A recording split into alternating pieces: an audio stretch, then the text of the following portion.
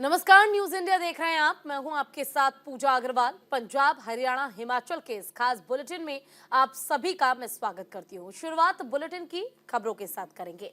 शिरोमणि गुरुद्वारा प्रबंधक कमेटी के वकील हरजिंदर सिंह धामी ने देवेंद्र पाल सिंह भुल्लर की रिहाई के मामले पर दिल्ली के सीएम केजरीवाल के फैसले पर सवाल खड़े किए हैं। दरअसल दिल्ली के सीएम भुल्लर की रिहाई की फाइल को खारिज कर चुके थे और एडवोकेट हरजिंदर सिंह धामी गुरुद्वारा श्री दुख निवारण साहिब में बोल रहे थे। शिरोमणि कमेटी के अध्यक्ष ने कहा कि सिख मुद्दे पर दिल्ली सरकार और केंद्र सरकार के रुख में बदलाव से साफ हो गया है कि आप अपनी सियासी हितों की खातिर 1 साल से विशेष धार्मिक भावनाओं के साथ खिलवाड़ किया जा रहा है। उन्होंने कहा कि पंजाब की जनता इन्हें माफ नहीं करेगी। देखो ਸਿੰਘ ਸਾਹਿਬ ਸ਼੍ਰੀ ਅਕਾਲ ਤਖਤ ਸਾਹਿਬ ਵੱਲੋਂ ਉਹ ਜਿਹੜੀ ਰਿਪੋਰਟ ਸੀ, ਰਿਪੋਰਟ ਦੇ ਆਧਾਰ ਤੇ ਪੰਜਾਬ ਦੇ ਮੁੱਖ ਮੰਤਰੀ ਜਿਨ੍ਹਾਂ ਕੋਲ ਹੋਮ ਦਾ ਮਹਿਕਮਾ ਵੀ ਆ, ਉਹਨਾਂ ਨੂੰ ਸਿੱਧੇ ਤੌਰ ਤੇ ਉਹਦੇ ਲਈ ਉੱਤਰਦਾਇਕ ਦੋਸ਼ੀ ਜਿਹੜਾ ਆ ਉਹ ਕਰਨਾ ਲਿਆ। ਮੈਂ ਕੱਲ੍ਹ ਨੂੰ ਇੱਕ ਅੰਮ੍ਰਿਤਸਰ ਮੀਟਿੰਗ ਕਰਕੇ ਇਹਦੇ ਬਾਰੇ ਅਸੀਂ ਕਹਾ ਕਿ ਅਗਲੀ ਰੂਪਰੇਖਾ ਲਿਖਣੀ ਆ, कोई इकट्ठ सदना ਜਾਂ ਕੀ ਕਰਨਾ ਉਹ ਕੱਲ ਨੂੰ ਉੱਥੇ बैठ के ਅੰਮ੍ਰਿਤਸਰ करूँगा। सो ਅਸੀਂ ਖਾਦੇ ਹੀ ਰੌਲਾ ਇਸ ਗੱਲ ਦਾ ਪਾਉਂਦੇ ਸੀ। अमृतसर में गणतंत्र दिवस पर किसी तरह की कोई घटना ना हो, इसके लिए पुलिस आयुक्त गुरप्रीत सिंह भुल्लर खुद सड़कों पर उतरे। शहर के विभिन्न क्षेत्रों में चौकियों पर पुलिस बल को जानकारी दी गई। उन्होंने खुद सड़कों पर उतरकर सुरक्षा व्यवस्था का जायजा लिया। उनके साथ पुलिस अधिकारी भी मौजूद रहे। अधिकारियों ने शहर के होटलों, गेस्ट हाउस और तमाम जगहों की जांच की। पुलिस कमिश्नर ने बताया कि डीजीपी पुलिस की ओर से 70 जवानों को पुलिस सुरक्षा के लिए अमृतसर भेजा गया है। आने वाले हर वाहन की जांच की जा रही है, चाहे कोई भी वाहन हो। हर जांच में पुलिस कार्रवाई में जुटी हुई है। 22 जनवरी ਨੂੰ ਅਯੋਧਿਆ ਦੇ ਵਿੱਚ ਜਿਹੜੇ ਸਮਾਗਮ ਹੋਏ ਨੇ, ਉਸ ਸੰਬੰਧ ਦੇ ਵਿੱਚ ਕਾਫੀ ਸ਼ੋਭਾ ਯਾਤਰਾ ਸ਼ਹਿਰ ਦੇ ਵਿੱਚ ਖੁਸ਼ੀ ਦੀਆਂ ਕੱਢੀਆਂ ਗਈਆਂ। ਉਹ ਸਾਰੀ ਹਰੇਕ ਸਿਕਿਉਰਿਟੀ ਪੁਆਇੰਟ ਆਫ ਵਿਊ ਤੋਂ ਉਹਨਾਂ ਦਾ ਸਾਰਿਆਂ ਦਾ ਧਿਆਨ ਰੱਖਿਆ ਗਿਆ। ਉਹ ਅਜੇ ਵੀ ਤੁਹਾਡੇ ਸਾਹਮਣੇ ਸਮਾਗਮ ਚੱਲ ਰਹੇ ਨੇ ਔਰ ਸਾਰੇ ਆਫੀਸਰਸ, ਸੀਨੀਅਰ ਮਹਿਤਾਬ ਜੀ, ਸਾਡੇ ਸਾਰੇ ਜਿਹੜੇ ਏਡੀਸੀਪੀ ਸਾਹਿਬ ਨੇ, ਡੀਸੀਪੀ ਸਾਹਿਬ, ਆਪ ਸਾਰੇ ਆਫੀਸਰ ਆਪਣੇ ਆਪਣੇ ਏਰੀਏ 'ਚ ਡਿਊਟੀ ਦੇ ਰਹੇ ਨੇ। ਔਰ ਪੁਲਿਸ ਸਾਰੀ ਤੁਸੀਂ ਸਵੇਰ ਤੋਂ ਦੇਖਿਆ ਇਸ ਮੌਸਮ ਦੇ ਬਾਵਜੂਦ ਹੀ ਬੜੀ ਤਾਇਨਾਤ पूरी मौके पे हाजिर है। पंजाब के तरनतारन में वेस्टर्न यूनियन की दुकान में लाखों की डकैती का मामला सामने आया है। दिन दहाड़े बाइक सवार लुटेरों ने दुकान पर पहुंचकर हथियार के नोक पर 7 लाख रुपए की नकदी और डॉलर लूटकर फरार हो गए। पुलिस इस मामले में सीसीटीवी को खंगाल रही है। फिलहाल पुलिस के हाथ खाली हैं। दिन दहाड़े हुए लूट के इस मामले को लेकर इलाके में सनसनी फैल गई है।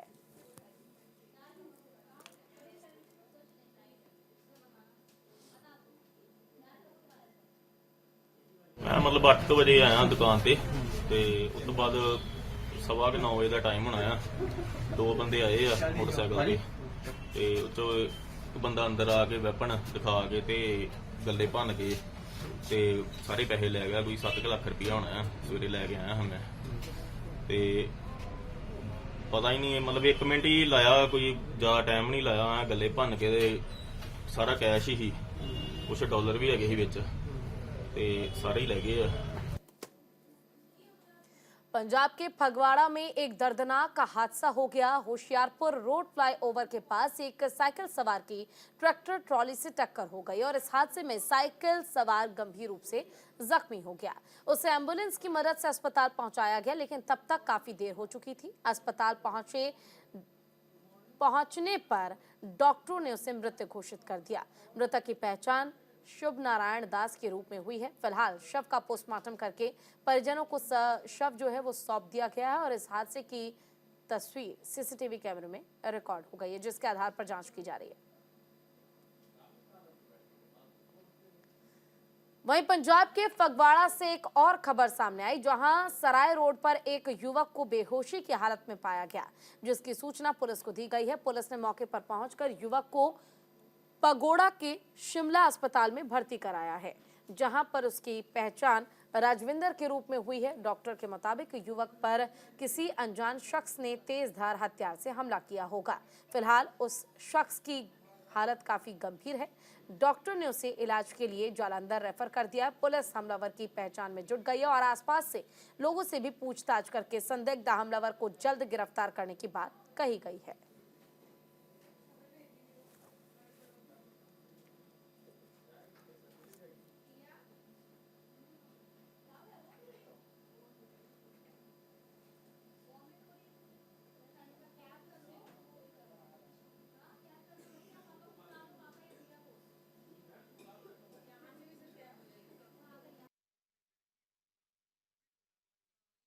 ਅਪਰੋਕਸੀਮੇਟਲੀ 30 ਸਾਲ ਦਾ ਲੜਕਾ ਸੀ ਰਾਜਵਿੰਦਰ ਤੇ ਪੁਲਿਸ ਉਹਨਾਂ ਨੂੰ ਲੈ ਕੇ ਆਈ ਹੈ। ਕਾਫੀ ਸੱਟਾਂ ਲੱਗੀਆਂ ਹੋਈਆਂ ਸੀ ਉਹਨਾਂ ਦੇ ਤੇ ਕਾਫੀ ਗੰਭੀਰ ਹਾਲਤ ਸੀ। ਉਹਨਾਂ ਨੂੰ ਫਸਟ ਏਡ ਦੇ ਕੇ ਜਲੰਧਰ ਸਿਵਲ ਹਸਪੀਟਲ ਰੈਫਰ ਕਰ ਦਿੱਤਾ ਗਿਆ। ਅੱਜ ਕਰੀਬ ਪੌਣੇ 8 ਵਜੇ ਇਨਫੋਰਮੇਸ਼ਨ ਮਿਲੀ ਸੀ ਸਟਾਰਚ ਮਿਲ ਦੇ ਸਾਹਮਣੇ ਭਲਵਾਨ ਡੈਰੀ ਦੇ ਕੋਲ ਕੋਈ ਨੌਜਵਾਨ ਡਿੱਗਾ ਪਿਆ ਆ, ਜਿਸ ਤੋਂ ਵੀ ਉਹਦੇ ਕੋਈ ਸੱਟ ਪੇਟ ਮਾਰ ਕੇ ਗਿਆ ਪਿੱਛੋਂ, ਪਿਛੇ ਬੈਕ ਸਾਈਡ ਤੋਂ ਪੈਦਲ ਆਉਂਦੇ। ਇਹ ਸ਼ੂਗਰ ਮਿਲ ਵੱਲੋਂ ਆ ਰਿਹਾ ਸੀ। ਜਦੋਂ ਜਾ ਕੇ ਦੇਖਿਆ ਤੇ ਪਿਛਲੇ ਬੰਨੇ ਸੱਟ ਦਾ ਨਿਸ਼ਾਨ ਸੀਗਾ, ਕੱਟ ਲੱਗਾ ਹੋਇਆ ਤੇ ਇਹਨੂੰ ਸਿਵਲ ਹਸਪੀਟਲ ਲੈ ਕੇ ਆਏ ਆ। ਤੇ ਇਹਦਾ ਨਾਮ ਹੈ Rajwinder son of Kulwinder Singh, Santokhpura 16 number ਗਲੀ ਦੀ ਸਿਸਟਰ ਕੋਲ ਰਹਿੰਦਾ ਸੀ। ਘਰਦਿਆਂ ਨੂੰ ਵਾਰਸਾਂ ਨੂੰ ਇਤਲਾਹ ਦੇ ਦਿੱਤੀ ਹੈ ਤੇ ਇਹਦਾ ट्रीटमेंट चल रहा है सिविल। तो वहीं हरियाणा की राजधानी चंडीगढ़ में कई रियल एस्टेट कंपनियों के खिलाफ ईडी ने रेड किया है। छापेमारी पंचकुला, मोहाली, हिमाचल के सोलन, मोहाली में की गई है। रेड के दौरान करोड़ों रुपए अवैध संपत्ति मिलने का दावा किया जा रहा है। आपको बता दें कि 2015 से 2019 में गलत तरीके से धन उगाही का मामला सामने आने के बाद ईडी ने छापेमारी की, जिसमें करोड़ों रुपए के रिफंड घोटाले का मामला आया। ईडी ने कई प्रॉपर्टी डीलरों के ठिकानों पर कार्रवाई की है।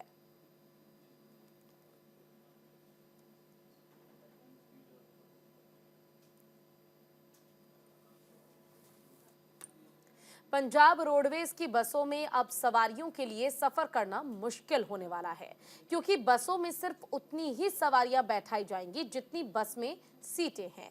ऐसे में बाकी की सवारियों को दूसरी बस का ही इंतजार करना पड़ेगा और जब तक उन्हें सीट नहीं मिलेगी यात्रा वो नहीं कर सकेंगे। दरअसल केंद्र सरकार के हिट एंड रन कानून के विरोध में पंजाब रोडवेज और पीआरटीसी कर्मचारियों की तरफ से विरोध करने का ये तरीका अपनाया गया है। मंगलवार से ही पंजाब रोडवेज की बसों में कर्मचारियों की तरफ से ये नियम बना दिया गया है, यानी अब 52 सीटों वाली बस में सिर्फ 52 यात्रियों को ही सफर करने का मौका मिलेगा।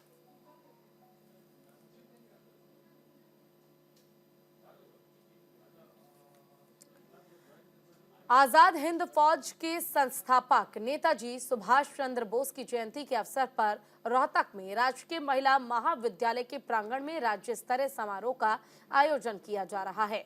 समारोह में मुख्यमंत्री मनोहर लाल मुख्य अतिथि के रूप में उपस्थित रहे। इससे पहले आज मुख्यमंत्री मनोहर लाल ने नेताजी सुभाष चंद्र बोस की प्रतिमा पर श्रद्धा सुमन अर्पित करने के बाद लड्डू वितरित किए।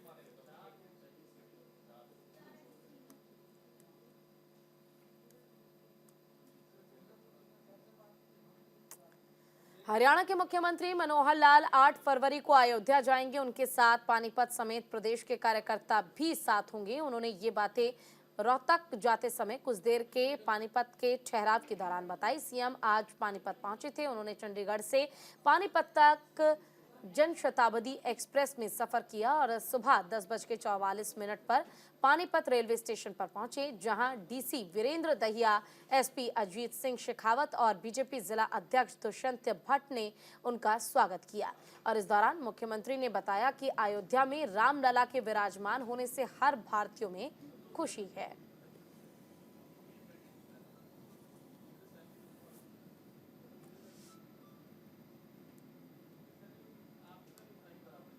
रुक करते अगली खबर का। उत्तर भारत में शीतलहर और कड़ाके की ठंड के बीच प्रदेश में सर्दी की छुट्टियां बढ़ा दी गई हैं। हरियाणा में पहले से 5वीं तक के स्कूल 28 जनवरी तक बंद रहेंगे, जबकि 6ठी से 12वीं तक के क्लासेस लगती रहेंगी।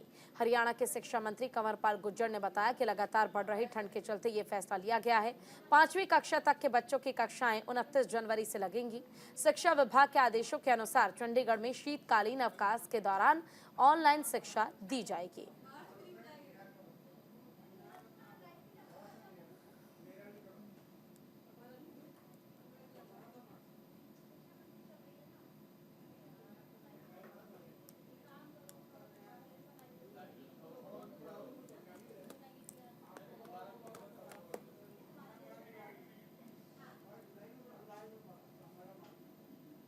देखिए, उनके पास तो केवल बोलने के लिए है। अब वो दिल्ली की अपनी हेल्थ सर्विस को कहते हैं कि दुनिया की बेस्ट सर्विस है, तो दिल्ली वाले तो अपने आप रो रहे। जब कोरोना आया, किसी भी आदमी का तब पता चलेगा जब मुश्किल में होगा। जब कोरोना आया तो उन्होंने वहाँ से जो बाहर के प्रवासी मजदूर थे बसों में बैठ के बाहर छोड़ दिए, और दिल्ली के जो लोग थे वो हरियाणा के हॉस्पिटल में थे। अभी आप किसी सीएमओ से पूछ लो तो उसको कंट्रोल नहीं कर सके। ऐसी एजुकेशन का अभी तक जितने भी सर्वे हैं, किसी में 10वां स्थान भी दिल्ली का नहीं आया। तो कौन सी एजुकेशन है उनकी जो सी वो अच्छी दे रहे हैं। अब ठीक है, कुछ स्कूल उन्होंने बना लिए, 20-25 स्कूल उनके ऐसे हैं जिसमें उन्होंने मान लीजिए कहीं स्विमिंग पूल बना लिया, कुछ बना लिया, उसको दिखा के वो कहते हैं कि स्कूल। तो ऐसा कुछ उनके पास है नहीं। और हरियाणा में आम आदमी पार्टी का कोई आधार नहीं है। जो 1-2 व्यक्ति थे वो भी छोड़ के चले गए, जो 1-2 भी हैं बस उनकी इंतजार कर रहे लोग, अपने छोड़कर कौन सी पार्टी में जाएंगे।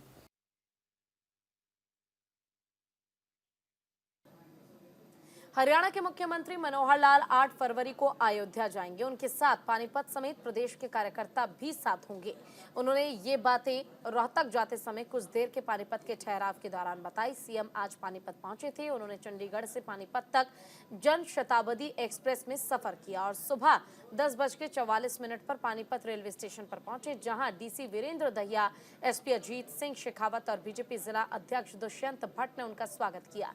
और इस दौरान मुख्यमंत्री ने बताया कि अयोध्या में रामलला के विराजमान होने से हर भारतीय में खुशी है। ज्यादा जानकारी के लिए हमारे साथ हमारी सहयोगी वीना अरोड़ा जुड़ गई हैं। वीना, सबसे पहले अपडेट आपसे चाहूंगी क्योंकि मुख्यमंत्री अयोध्या जाने के लिए तैयार हैं। जी बिल्कुल पूजा। मुख्यमंत्री ने पानीपत पहुंचे थे, शताब्दी एक्सप्रेस ट्रेन के जरिए वो वहाँ पर पहुंचे, जहाँ पर उनको रेलवे स्टेशन पर प्रशासन की और पुलिस की ओर से पुख्ता बंदोबस्त भी किए गए थे।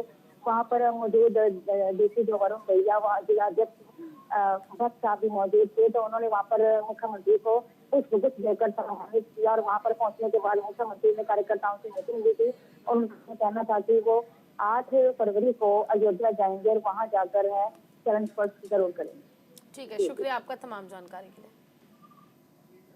रुक करते अगली खबर का। विकसित भारत संकल्प यात्रा टोहाना क्षेत्र के अंतिम चरण में टोहाना शहर के लघु सचिवालय पहुंचा, जहां पर पंचायत मंत्री देवेंद्र बबली का जोरदार स्वागत किया गया। जहां मंत्री देवेंद्र बबली ने वहां लगे सभी विभागों के स्टॉलों का निरीक्षण कर लोगों को 2047 तक देश को पूर्ण विकसित करने में भरपूर सहयोग देने की अपील भी की। इस अवसर पर उन्होंने कहा कि विकसित भारत संकल्प यात्रा क्षेत्र में अंतिम चरण में है और भारत के प्रधानमंत्री द्वारा ये यात्रा शुरू की गई थी, जिसका उद्देश्य यही था कि मूलभूत सुविधाओं की जानकारी लेना और सरकार की योजनाएं वो पात्र लोगों तक पहुंच पाए जो कि जरूरतमंद हैं। देखिएगा, आज पूरे हरियाणा प्रदेश में और देश में इसकी शुरुआत हमारे देश के प्रधानमंत्री जी ने, हरियाणा में हमारे मुख्यमंत्री जी की थी और फतेहाबाद से शुरुआत करने का सौभाग्य मुझे मिला था। हमारे टोहाना हल्के के सभी गांव में हो चुकी है और आज एक कार्यक्रम और शेष है। तो हमारा टोहाना हल्का लगभग हर जगह वार्डों में, हर गाँव तक ये यात्रा पहुँची है और जो मूलभूत सुविधाएँ के लोगों को जानकारी देने की बात थी, जो सरकार की योजनाएं हैं या जो सरकार की स्कीम्स हैं और जो पात्र परिवार हैं उन तक पहुंचे, इसके लिए इस यात्रा की शुरुआत हुई थी। और एक बहुत बड़ा लाभ मैं कह सकता हूं कि सरकार ने गांव में जाकर पूरा करने का कार्य किया है। और भ्रष्टाचार से जुड़े मामले में केंद्रीय जांच एजेंसी ईडी ने पंजाब हरियाणा के कई जिलों में रेड डाली है। जानकारी के अनुसार हरियाणा शहरी विकास प्राधिकरण विभाग से जुड़ा भ्रष्टाचार का ये मामला है, जिसमें ईडी कार्रवाई कर रही है। सूत्रों के अनुसार जांच एजेंसी ईडी 1.5 दर्जन लोकेशन पर सर्च करने के लिए पहुंची और इसमें हरियाणा के चंडीगढ़, पंचकुला, मोहाली सहित अन्य इलाकों में सर्च ऑपरेशन चलाया गया।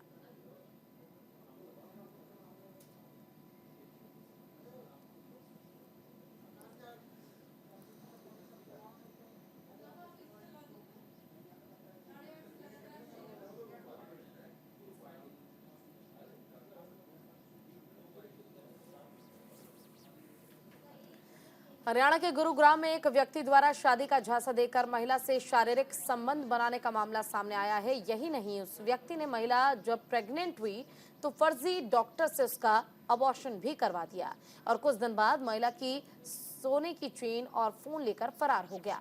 इसको लेकर महिला ने पुलिस में शिकायत दर्ज करवाई तो पुलिस ने कार्रवाई करते हुए आरोपी व्यक्ति वीर उर्फ नवीन को गिरफ्तार कर लिया है। इसके साथ ही पुलिस ने जांच आगे बढ़ाते हुए गर्भपात कराने वाले डॉक्टर को भी गिरफ्तार कर लिया। गुरुग्राम पुलिस ने जब जांच की तो पाया कि डॉक्टर फर्जी मेडिकल काउंसिल ऑफ इंडिया प्रमाण पत्र का उपयोग करके क्लिनिक चला रहा था। पीड़ित महिला ने पुलिस को अपनी शिकायत में बताया है कि आरोपी व्यक्ति 8-9 महीने तक शादी का झांसा देकर उससे यौन शोषण करता रहा। जब वो प्रेग्नेंट हुई तो 8,000 रुपए में एक अस्पताल में उसका गर्भपात कराया गया। 23 नवंबर 2023 को महिला ने आरोपी वीर उर्फ नवीन के खिलाफ शिकायत दर्ज कराई थी। इसके बाद पुलिस ने आरोपी को गिरफ्तार कर लिया है। ये हमारे पास 23/11/2023 को एक कंप्लेंट आती है शारीरिक शोषण की, जिसमें कंप्लेंट हमें आगे बताती है कि उसके साथ पिछले 8-9 महीने से कोई नवीन उर्फ वीर नाम का लड़का शारीरिक शोषण कर रहा था और उसने पीछे उसको घर से भी निकाल दिया और 5-6 महीने पहले उसका कोई बसई में कोई हॉस्पिटल है, वहाँ पे उसका गर्भपात भी कराया था। इसके बाद हमने मामले में संज्ञान लेते उसमें एफआईआर दर्ज करी और दिनांक 28/11 को हमने नवीन को अरेस्ट कर लिया। उसके बाद हमने उससे रिमांड पर लेकर पूछताछ की और उसने उसके बाद हॉस्पिटल जो जहाँ पे गर्भपात करा था उसके बारे में उसने बताया और विक्टिम ने बताया। बीजेपी के प्रदेश अध्यक्ष नायब सिंह सैनी रोहतक के कैनाल रेस्ट हाउस पहुंचे, जहां उन्होंने कहा कि वो लोकसभा चुनाव के लिए पूरी तरह से तैयार है। यही नहीं, प्रत्येक बूथ की माइक्रो तैयारी चल रही है। उन्होंने कहा कि वो भले ही चुनाव लड़े या ना लड़े, ये केंद्र नेतृत्व तय करेगा, लेकिन 10 की 10 लोकसभा सीटों को बीजेपी की झोली में वो डालना चाहते हैं। देखिए, हमारी पूर्ण तैयारियां हैं। लोकसभा का चुनाव जब भी चुनाव आयोग घोषणा करेगा, हमारा पूरा का पूरा संगठन मजबूती से वो लोकसभा के चुनाव को लेकर के तैयार है। नरेंद्र मोदी जी की जो नीतियां हैं, नरेंद्र मोदी जी ने 10 वर्षों में जो काम किए हैं, उन कामों को लेकर के जनता के अंदर विश्वास बढ़ा है और लोग नरेंद्र मोदी जी को श्रद्धा से प्रेम करते हैं।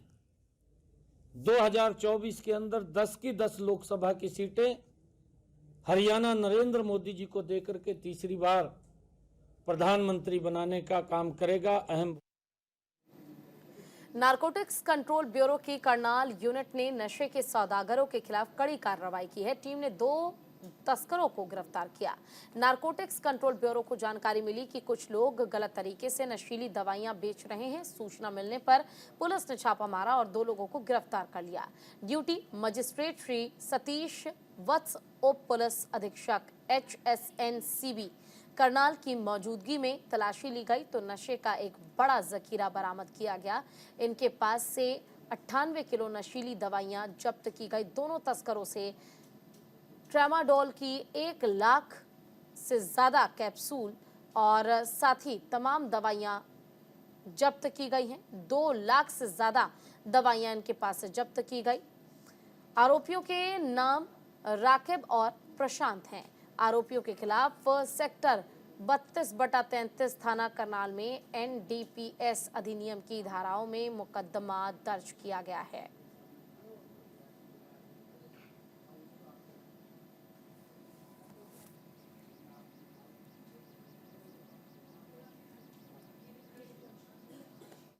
देखिए, हमारे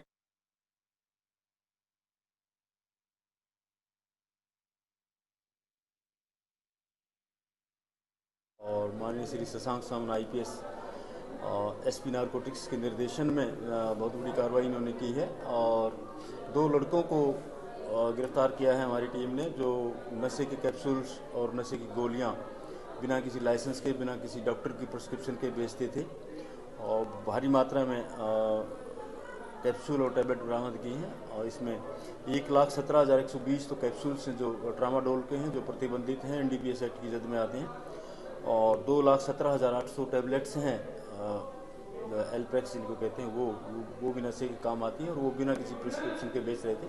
तो 2 लड़कों को हमारी टीम ने इसमें गिरफ्तार किया है। एक लड़का यमुनानगर का रहने वाला है और एक लड़का कुंडा गांव यूपी का रहने वाला है। और इसी के साथ इस बुलेटिन में बस इतना ही। नमस्कार।